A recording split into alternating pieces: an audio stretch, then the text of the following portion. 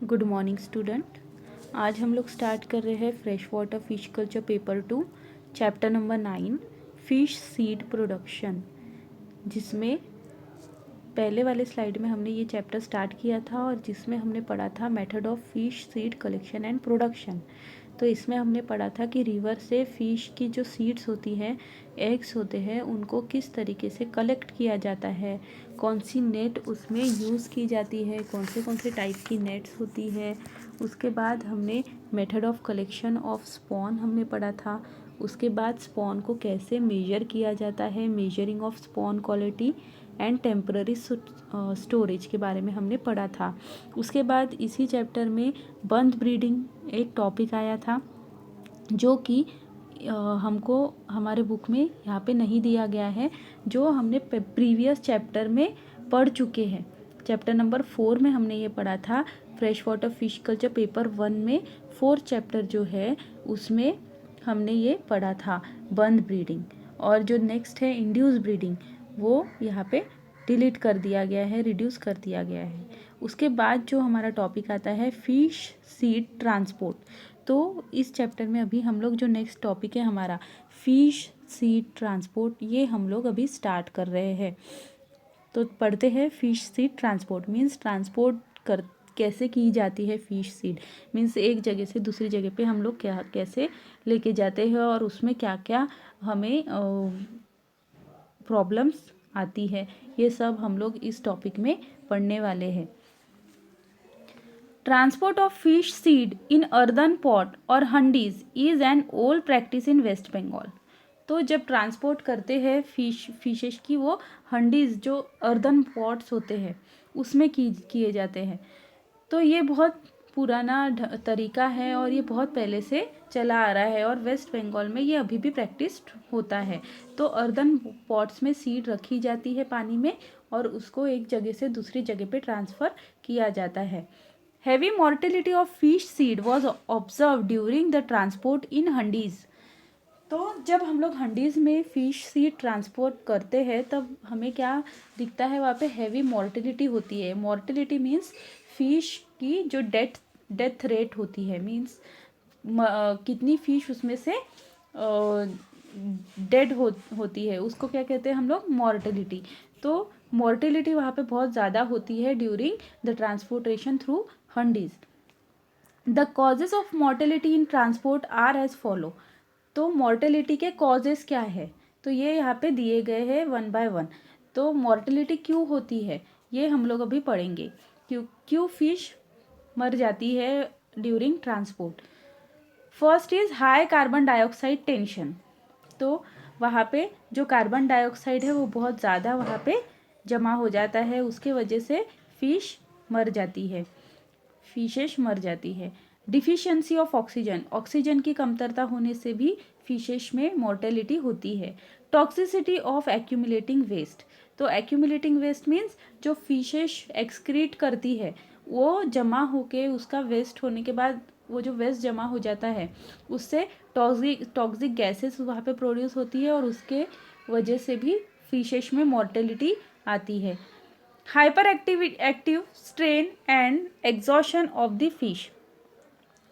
Hyper active strain या फिर बहुत ज़्यादा एक्टिव फिशेस है और फिश एग्जॉस्ट हो जाती है वहाँ पे, मीन्स थकावट आ जाती है फिशेस में। तो इसके वजह से भी क्या होता है, फिशेस में मॉर्टेलिटी होती है। Infection contacted during transport. तो अगर किसी एक जो छोटी फिश है, सीड है, उनमें इन्फेक्शन हो गया है तो उनके वजह से दूसरी जो सीड है, दूसरी जो फिशेस है छोटी, उनको भी इन्फेक्शन होने के वजह से क्या होता है, ट्रांसपोर्ट के दौरान क्या होता है, एक फ़िश का इन्फेक्शन दूसरे फिश को होता है तो उससे भी उनमें मॉर्टेलिटी होती है। फिजिकल इंजुरीज, प्रीडेशन एक्सेट्रा, कोई फिजिकल इंजुरी होना, उन्हें कहीं पे चोट वोट लग जाना, ये भी एक रीज़न हो सकता है। और प्रीडेशन मीन्स एक फ़िश का दूसरे फिश पे फीड करना, तो इसके वजह से भी वहाँ पे मॉर्टेलिटी होती है। तो इसे हम अभी पढ़ेंगे डिटेल में। अभी है effect of CO2 on oxygen consumption. Carbon dioxide influences the oxygen consumption in 2 ways. तो अभी effect of CO2 on oxygen consumption means oxygen fish क्या करती है, कंजम करती है, और उस पर CO2 का क्या असर पड़ता है ये हम अभी पढ़ेंगे. तो carbon dioxide influences the oxygen consumption. Carbon dioxide oxygen consumption को इन्फ्लुएंस करता है in 2 ways. It affect the utilization of water respire. Carbon dioxide जो ऑक्सीजन जो रिस्पायर किया जाता है उस पर अफेक्ट करता है. ठीक है. Effect on utilization of water for respiration and has effect on oxygen consumption.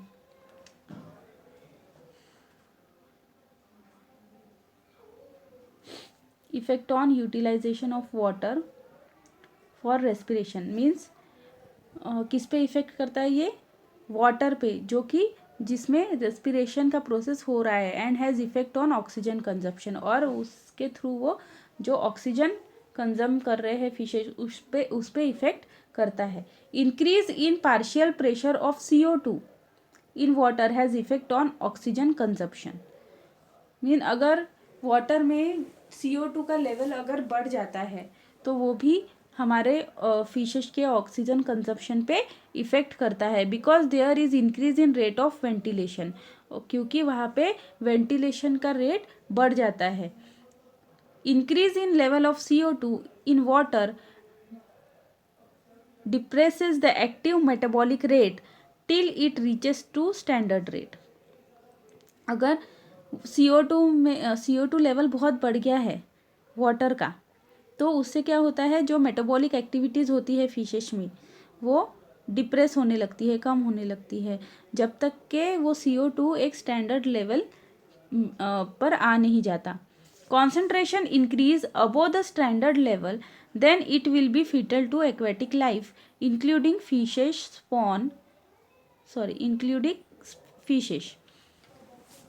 तो कॉन्सेंट्रेशन इंक्रीजेस, अगर CO2 का कॉन्सेंट्रेशन ज़्यादा हो जाता है अबोव द स्टैंडर्ड लेवल, अगर एक कोई स्टैंडर्ड लेवल है उससे अगर CO2 लेवल ज़्यादा हो गया तो फिर ये हमारे जो एक्वेटिक एनिमल्स होते हैं इंक्लूडिंग फिशेस, इनके लिए ये फेटल हो सकता है. Spawn, fry and fingerling of Indian major carp survive more than 24 hour when O2 level is 0.5 to 1 ppm. तो स्पॉन, फ्राई एंड फिंगरलिंग, जो इंडियन मेजर कार्प के स्पॉन, फ्राई और फिंगरलिंग होते हैं वो सर्वाइव कर पाते हैं more than 24 hour when oxygen level is 0.5 to 1 ppm. If water is flowing, survival of spawn, fry and fingerling is depend upon O2. अगर वाटर फ्लोइंग है तो स्पॉन, फ्राई और फिंगरलिंग की जो सर्वाइवल होती है वो किस पे डिपेंड होती है, O2 and CO2 concentration in water. तो ऑक्सीजन लेवल और कार्बन डाइऑक्साइड लेवल कितना है उसके कॉन्सेंट्रेशन पे ये डिपेंड होता है.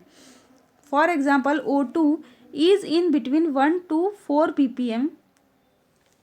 तो अगर एग्जांपल देखते हैं तो अगर ऑक्सीजन लेवल है 1 to 4 ppm, fry can survive in 125 ppm of CO2 in water. तो फ्राई जो होती है वो कहाँ तक के सर्वाइव कर पाती है, अगर 125 ppm तक के अगर लेवल है CO2 की तो तब तक वो सर्वाइव कर पाती है. मीन्स ऑक्सीजन लेवल कितना होना चाहिए, 1 to 4 ppm and CO2 125 ppm तक के वो सर्वाइव कर सकती है. If CO2 is increase up to 175 ppm then half the fry will die. अगर उससे ज़्यादा बढ़ जाता है CO2 concentration 175 ppm, ppm means parts per million, तो पार्ट्स पर मिलियन इसका फुल फॉर्म है. और अगर ये 125 से बढ़ के 175 ppm हो जाता है तो आधी जो फ्राई है वो वहीं पे डाई हो जाती है. When CO2 increased up to 250 ppm then all fry will die. तो अगर CO2 का लेवल और बढ़ गया, 250 ppm हो गया, तो कोई भी वहाँ पे फ्राई जिंदा नहीं रहेंगी, सारी फ्राई जो होती है वो मर जाएंगी. Fingerling are having minimum and maximum tolerance optima.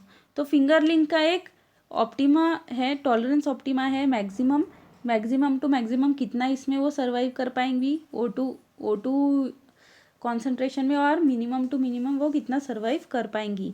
And this is absent in spawn and fry. तो ये स्पॉन और फ्राई में एब्सेंट है, मीन्स यहाँ पे नहीं देखने को मिलता है, जबकि फिंगरलिंग में उनका मैक्सिमम और मिनिमम टॉलरेंस ऑप्टिमा होता है। The O2 consumption of spawn is 10 times more than the fry and fingerling.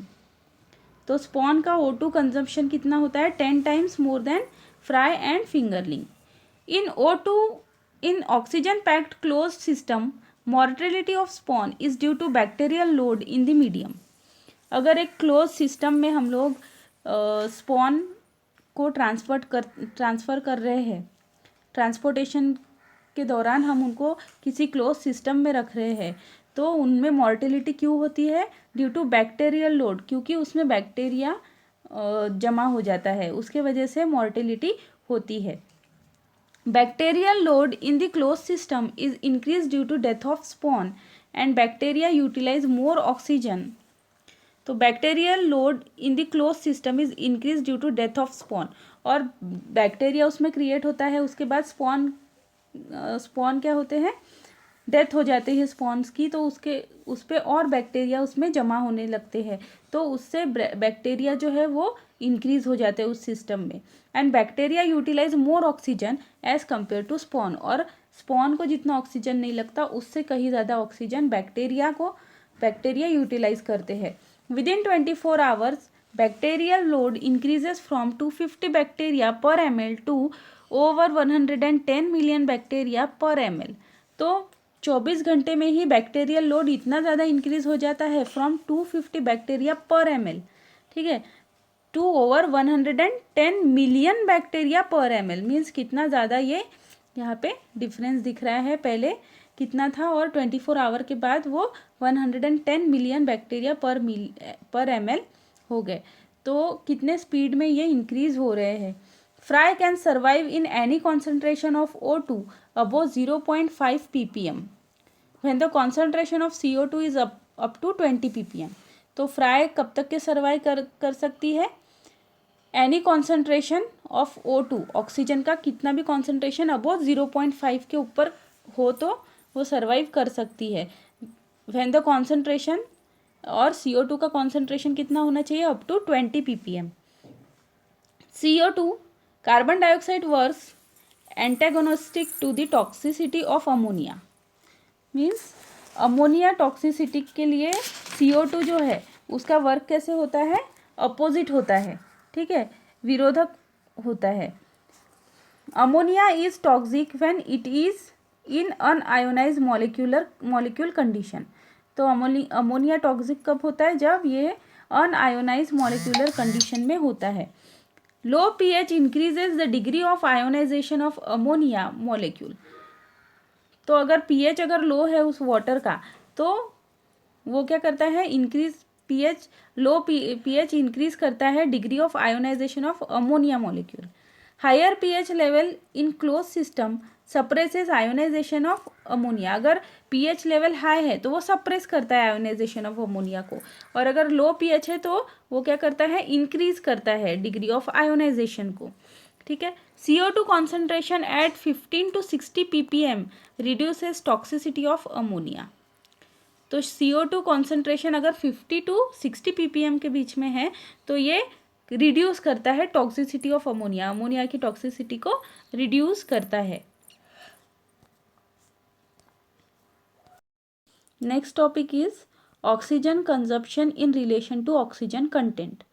Oxygen consumption कितना होता है in relation to oxygen content, mean oxygen content कितना है उस पानी में और कंजप्शन कैसे होता है। Oxygen consumption by the fish in the close vessel decreases as the oxygen content to water falls down.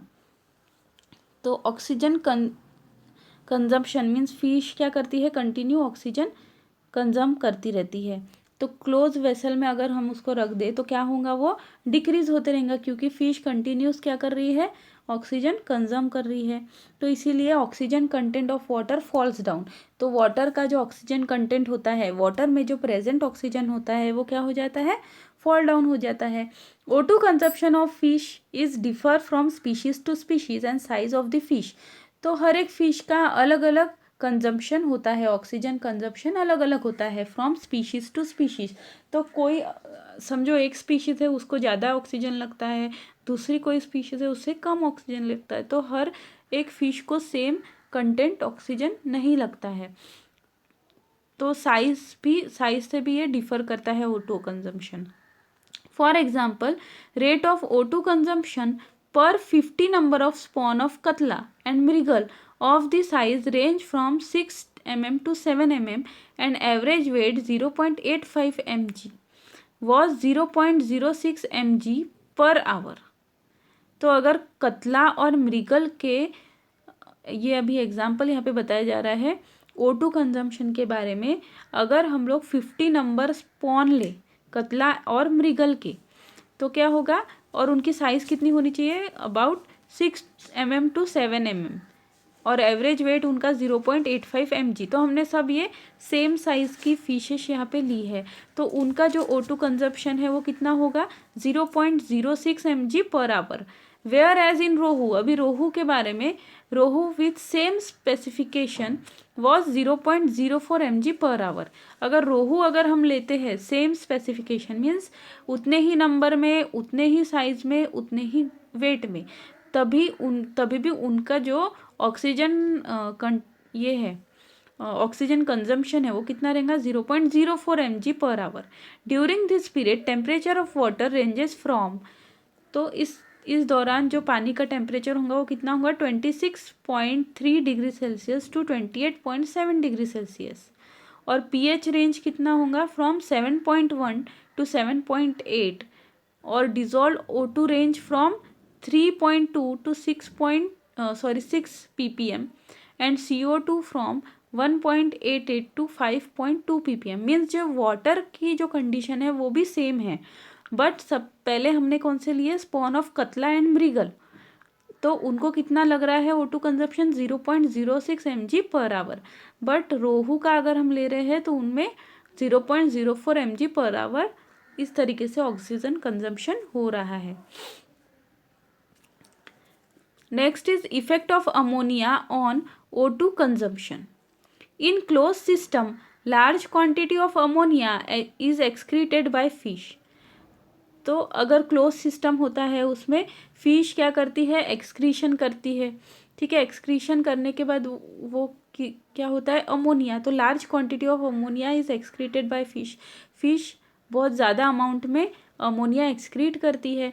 Ammonium concentration also increase due to decomposition of urea, nitrogenous waste product, dead fry, mucus etcetera by the bacteria and ammonia become toxic to the fish. तो जो ये fish का जो excreta होता है, ठीक है, उनका urea, nitrogenous waste product, dead fry जो होती है, मरी हुई जो फ्राई फिश होती है, उसके बाद उनके म्यूकस, तो इन सब का डिकम्पोजिशन होके वो बैक्टीरियल थ्रू क्या होता है, टॉक्सिक हो जाता है अमोनिया। तो ये फिशेस के लिए बहुत ज़्यादा टॉक्सिक हो जाता है। इन close system even though O2 concentration is sufficient, mortality of fish observed when concentration of ammonia is above 20 ppm। तो अगर ऑक्सीजन किसी क्लोज सिस्टम है, ठीक है, एक कोई पॉट है जिसमें हम लोग फिश को ट्रांसपोर्टेशन के लिए स्टोर कर रहे हैं, तो वहाँ पे जो ऑक्सीजन कॉन्सेंट्रेशन सफिशिएंट होने के बावजूद भी अगर अमोनिया का लेवल 20 ppm से ज़्यादा हो जाता है तो फिश में मॉर्टेलिटी होती है। When ammonia concentration increases in the ambient water, O2 concentration decreases with increase in CO2 concentration। तो अगर अमोनिया कॉन्सेंट्रेशन इंक्रीज होता है किसी वाटर में तो O2 कॉन्सेंट्रेशन क्या होता है, डिक्रीज होता है विथ इंक्रीज इन CO2। अगर CO2 बढ़ रहा है तो ऑक्सीजन कम होता है, क्योंकि ऑक्सीजन फिश क्या करती है, कंज्यूम करती रहती है और CO2 छोड़ती रहती है, तो इसीलिए ऑक्सीजन की लेवल जो है वो डिक्रीज हो जाती है और CO2 की कॉन्सेंट्रेशन बढ़ जाती है। Because ammonia interferes with oxygen carbon dioxide exchange capacity of blood with the outside medium. क्यों होता है ये? क्योंकि अमोनिया जो उस वहाँ पे प्रेजेंट होता है वो उनके बीच में इंटरफर करता है ऑक्सीजन और कार्बन डाइऑक्साइड एक्सचेंज कैपेसिटी के बीच में, तो आउटसाइड मीडियम में ये सब होते रहता है। Temperature of water effect on excretion of ammonia and dissolve O2 concentration of water. Temperature भी इसमें अफेक्ट करता है on excretion of ammonia and dissolve O2 concentration of water. If temperature rises from 8 degree Celsius to 15 degree Celsius then the ammonia excretion is increases 10 times more than the normal. अगर temperature का इसमें क्या role है, देखो अगर temperature बढ़ रहा है from 8 degree Celsius to 15 degree Celsius, अगर ज़्यादा है temperature, then ammonia excretion is increases, उससे क्या होता है, अमोनिया एक्सक्रीशन इंक्रीज हो जाता है 10 टाइम्स मोर, मतलब नॉर्मली जितना रहता उससे 10 टाइम्स मोर वो बढ़ जाता है। Increase in temperature of water decreases in dissolve O2 content of water, reduce the tolerance of fish to ammonia. तो अगर टेम्परेचर बढ़ जाता है, increase in temperature of water decrease in dissolve O2 content, तो टेम्परेचर बढ़ने की वजह से ऑक्सीजन लेवल कम हो जाता है, डिजॉल्व ऑक्सीजन उसमें कम हो जाता है, जिससे क्या होता है, content of water, reduce the tolerance of fish to ammonia, तो अमोनिया को टॉलरेंट करने का जो उनका लेवल होता है वो कम हो जाता है फिशेस का। Next is effect of temperature on metabolic rates. Temperature has an important role on O2 consumption by the fish. Metabolic activity increases continuously with increase in temperature till the attainment of lethal temperature limit. तो temperature भी बहुत important role play करता है in consumption of O2 bye the fish. तो उनकी जो metabolic activity है वो इंक्रीज़ हो जाती है, कंटिन्यूसली इंक्रीज़ हो जाती है with the increase in temperature. Temperature increase होने के साथ उनकी मेटाबॉलिक एक्टिविटी इंक्रीज़ होती है। कब तक होती है? जब तक के वो टेम्परेचर की लिमिट नहीं हो जाती है, लीथल टेम्परेचर लिमिट नहीं हो जाती है। Lethal temperature limit is differ from species to species. तो हर एक स्पीशीज़ में उनकी एक लीथल टेम्परेचर लिमिट होती है, तो वो अलग अलग होती है, ठीक है। Higher percentage of survival is observe in bacteria free water, such water is difficult to get. तो higher percentage of survival is observe in bacteria free water, तो अगर बैक्टीरिया फ्री वाटर है तो उसमें जो सर्वाइवल रेट होता है वो अच्छा होता है फिशेस का। तो ऐसा जो पानी होता है वो बहुत मुश्किल होता है मिल पाना। If such water is used then it soon gets loaded with bacteria due to putrefaction of dead fish. तो अगर ऐसा पानी हमें मिल जाता है, वो भी क्या, मतलब जैसे अगर फिश की डेथ हो जाती है, एक दो फिश की भी डेथ अगर हो जाती है तो उसमें बैक्टीरियल लोड होना चालू हो जाता है। अगर बैक्टीरिया फ्री वाटर भी हमें मिलता है बट अगर उसमें किसी फिश की डेथ हो गई हो तो उस पर बैक्टीरिया जमने लगते हैं और उस पानी में बैक्टीरियल लोड बढ़ जाता है। Clear and clean water turns to pale, whitish and turbid during transport due to mortality. तो जो हम अच्छा क्लीन वाटर जो पहले रखते हैं वो क्या हो जाता है, turns pale, whitish and turbid हो जाता है वो water during transportation due to mortality. Mortality के कारण वो वाटर क्या हो जाता है, पेल वाइटिश हो जाता है, उसका कलर चेंज हो जाता है, टर्बिड हो जाता है। If mortality occurs then it soon become a mass scale mortality. तो जैसी मॉर्टेलिटी उसमें होने लगती है और मतलब वो जल्दी से क्या होता है, उसमें बहुत सारी फिश में मॉर्टेलिटी दिखती है, इसीलिए वो मास स्केल मॉर्टेलिटी कहलाती है। Mortality occurs due to increase in bacterial load. तो मॉर्टेलिटी क्यों होती है, because of increase in bacterial load, क्योंकि उस पानी में बैक्टीरिया ज़्यादा हो जाते हैं। Addition of drugs and various chemicals during transport also increases pollution of water. अगर हम लोग कुछ ड्रग्स यूज़ करते हैं, ठीक है, केमिकल्स यूज़ करते हैं उस पानी में, मीन्स फिशें ज़्यादा देर टिकनी चाहिए अच्छे से, तो हम केमिकल्स भी यूज़ करते हैं, तो उससे क्या होता है, वो पॉल्यूशन बढ़ता है उस वाटर का। The added additives also interfere with the respiratory metabolism of fish. और जो हम लोग उसमें ऐड करते हैं केमिकल्स और ड्रग, उससे क्या होता है, फिशेस की रेस्पिरेटरी मेटाबॉलिज्म में भी इंटरफेयर वो करते हैं, जो हम लोग उसमें केमिकल्स ऐड कर रहे हैं। Therefore, while using such chemicals and drugs during transport must be used in dose of minimum quantity। तो जब हम लोग अगर यूज़ कर रहे हैं उस केमिकल्स को और ड्रग्स को, तो हमें क्या करना चाहिए, उन्हें मिनिमम टू मिनिमम क्वांटिटी में यूज़ करना चाहिए, जिसके वजह से मॉर्टेलिटी या फिर उनमें रेस्पिरेशन का प्रॉब्लम नहीं होगा। Fish respond to slight stimuli and spasmodic hyper activity. Due to hyperactivity, lactic acid accumulate in the tissue, which results fish respond to slight stimuli with spasmodic hyperactivity। Spasmodic hyperactivity means अचानक से कोई activity होना, तो उसे जो fish है वो fish को स्टिमुलस होता है, मीन्स बहुत जल्दी वो उससे एक्टिव हो जाती है, हाइपर एक्टिव हो जाती है। Due to hyper activity lactic acid accumulate in the tissue. तो उसके वजह से क्या होता है, उनके टिश्यू में लैक्टिक एसिड फॉर्म हो जाता है। अगर बहुत अचानक से कुछ एक्टिविटी हो गई तो उससे उनके टिश्यू में लैक्टिक एसिड तैयार हो जाता है, which result in the severe oxygen depth. तो उससे क्या होता है, ऑक्सीजन की कमतरता उनको वहाँ पे फील होती है। It takes a long time for fish to recover from severe oxygen depth. तो उसे रिकवर करने के लिए इन्हें बहुत ज़्यादा टाइम लगता है, तो उसके वजह से भी इनमें मॉर्टेलिटी होती है। During transport death of fish occur with no reason, this condition can be control by using sedative. तो अगर ट्रांसपोर्टेशन के दौरान फिशेस में मॉर्टेलिटी हो जाती है, डेथ हो जाती है, तो विदाउट एनी रीज़न उनमें ये डेथ होती है, क्योंकि उनको ये हाइपर एक्टिविटी के कारण भी हो सकता है। तो इसे रोकने के लिए हम लोग क्या करते हैं, सीडेटिव्स यूज़ करते हैं। Due to hyper activity fish suffer from injury. तो हाइपर एक्टिविटी होने के कारण फिश को इंजुरी हो सकती है। दिस में बी लीथल टू फिश। तो ये हानिकारक हो सकती है फिश के लिए।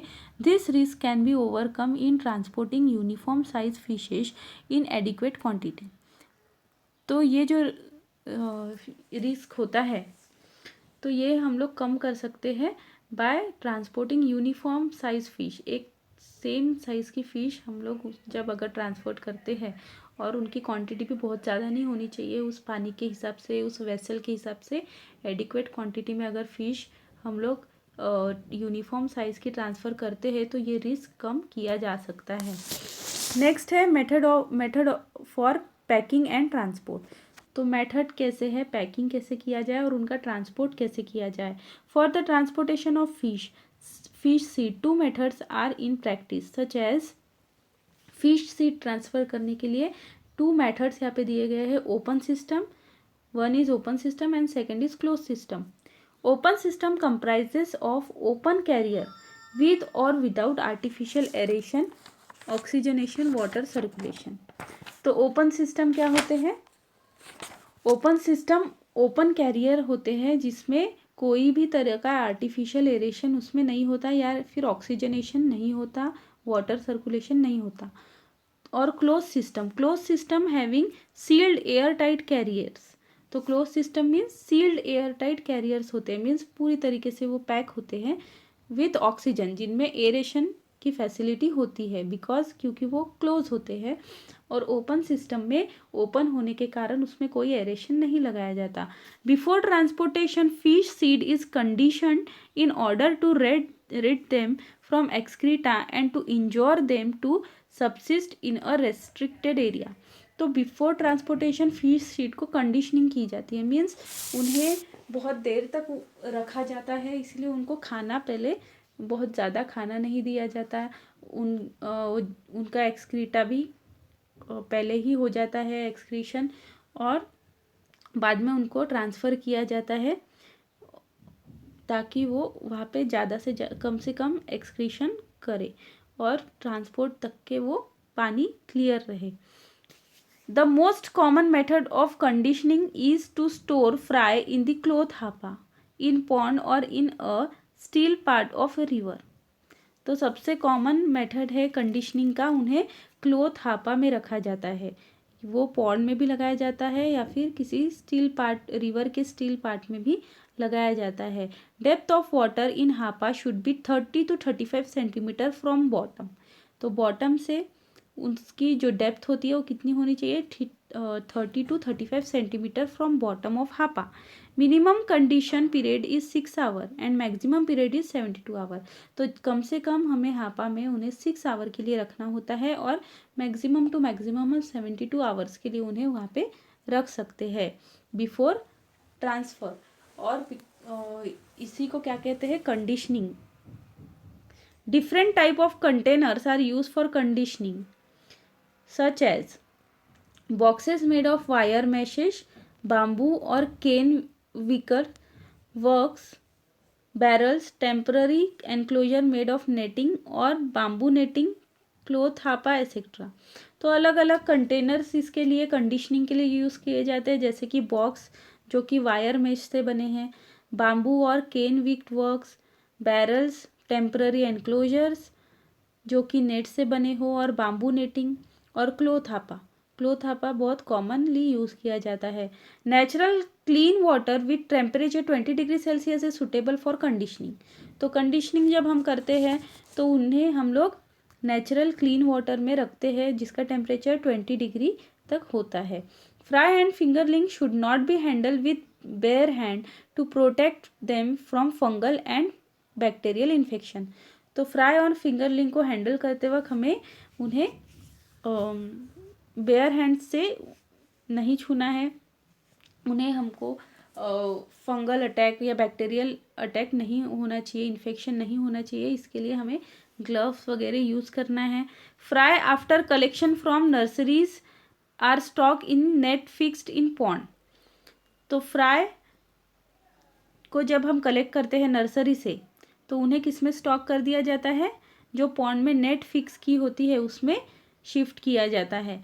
Pond water is splashed from all direction, और हर एक डायरेक्शन से उस पर पॉन्ड वाटर डाला जाता है।